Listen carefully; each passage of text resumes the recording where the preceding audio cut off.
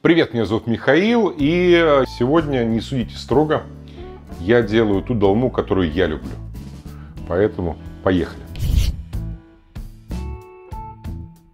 Что мне нужно?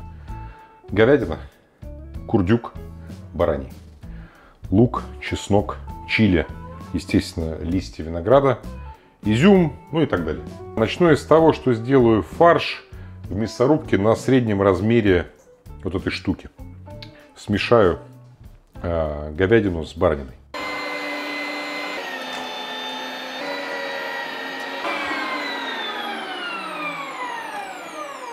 Все. У меня получилось примерно килограмм фарша. Значит, есть люди, которые любят баранину. Есть, даже тут видел в Инстаграме, кто-то из утки делает. Я не претендую на то, что я прав, но это так, как я люблю, поэтому кому нравится, повторяйте, кому не нравится, корректируйте. Буду признателен за идеи. Зира. Я считаю, что с бараниной всегда хороша зира. Перец крупно. Соль. Я не боюсь недосолить фарш, потому что если не досолю фарш, я посолю бульон, в котором я буду тушить, и все будет нормально. Я не стал перемалывать в мясорубке лук и чеснок. Я считаю, что это даст немножко структуры, поэтому я взял луковицу среднего размера и где-то 6-7 зубчиков чеснока, потому что я люблю, когда немножко поострее, да? И многие кладут в долму много риса. Я люблю, когда рис совсем незаметен, поэтому я беру басмати голд. И на это количество мяса раз, ну и вот половинку, да, все. И перемешиваю.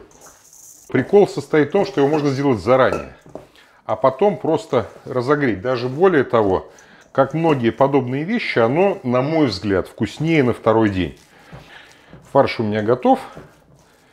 Зира, перец, соль, говядина, курдюк бараний. Я купил прекрасные виноградные листья на рынке. Количество мяса надо всегда контролировать по размеру листа. Здесь листья большие, поэтому я беру так, по-честному. И делаю следующим образом. Раз, два, три, 4. И заворачиваю. И кладу на дно кастрюлю. И теперь я буду занят минут на несколько, пока моя кастрюля не заполнится. Чем вы можете заняться, пока я это делаю? Вы можете поставить лайк этому видео, а также колокольчик, потому что тогда, когда будут выходить новые видео, вы будете об этом знать. Вот этот лист поменьше, поэтому я беру чуть поменьше мяса, да?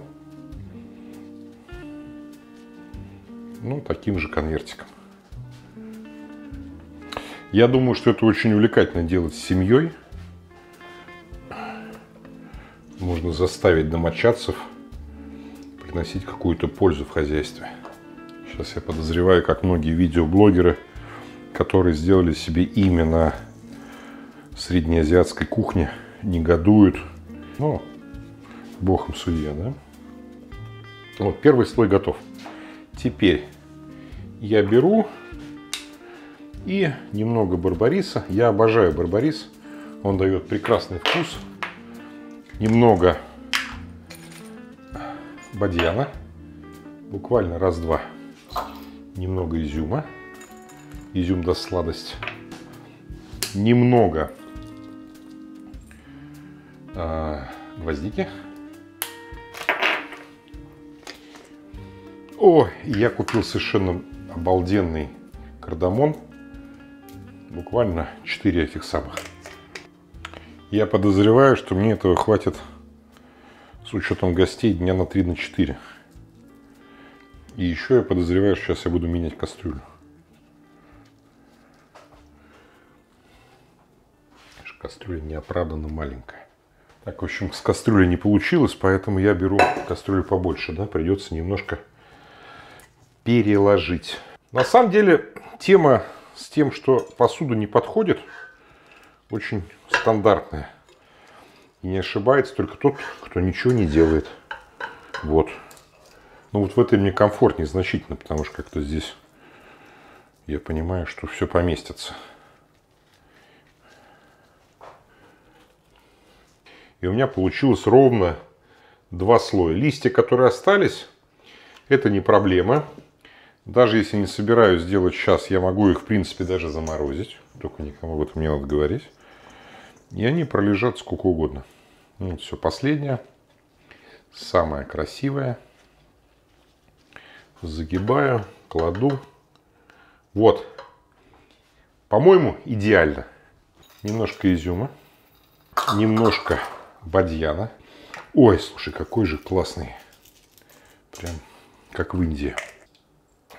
Это барбарис. Я люблю острое, поэтому я беру китайский перец, но все-таки погибнуть не хочется, поэтому я зернышки из него вытащу. Я беру банку помидоров. И я беру 1, 2, 3 помидора. Херес, вернее Мадера. Мадера даст сладость вместе с изюмом. Поэтому я считаю, что хотя как бы кому-то вроде как это не традиционно, но мы не мусульмане, нам можно. 100 грамм. Немножко перца горошком. Немножко соли. Соли на самом деле надо осторожно, потому что листья соленые. Поэтому лучше не досолить, чем пересолить. И я перемешиваю блендером погружным помидоры.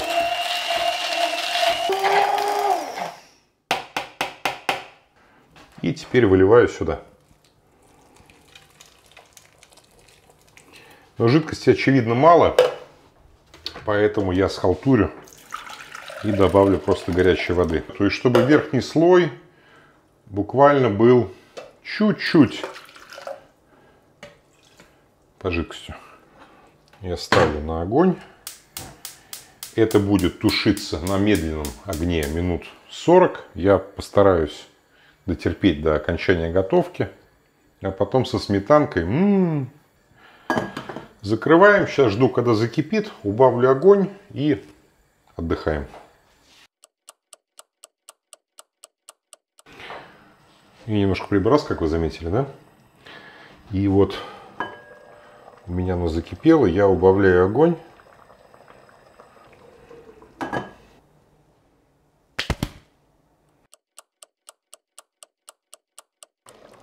Запах просто волшебный. Но на самом деле я попробую сегодня, но, конечно же, завтра это будет еще лучше. Перекладываю. На порцию нужно 3, 4, 5. В зависимости от вашей жадности. Конечно же, нельзя не полить немножко бульоном. Немножко томатный, немножко такой баранина. Не могу дождаться. Для праздника, для дня после праздника долма моя. Пробую.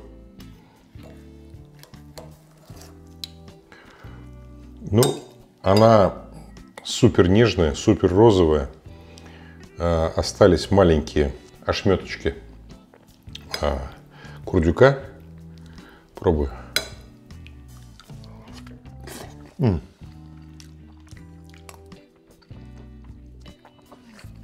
Очень богатый вкус. За счет виноградных листьев, за счет зиры, чуть-чуть за счет специй, которых я добавлял, помидоров. Абсолютно прекрасное праздничное блюдо. И самое главное, что я понимаю, что у меня завтра гости придут, я буду им это подавать. И это будет в 1000 раз лучше, чем даже сейчас. Хотя даже сейчас оно очень-очень-очень достойное. Экспериментируйте. Напишите в комментариях, с каким мясом любите долму вы. Как вы ее делаете, мне будет очень интересно. Потому что долма — это такой рецепт, у которого очень много вариаций. Приятного аппетита. Я ем дальше.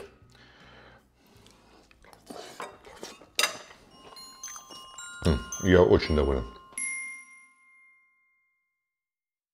Забыл сказать про вино. Я пью пино нуар, и с этим блюдом, мне кажется, оно прям идеально подходит. Или сочетается.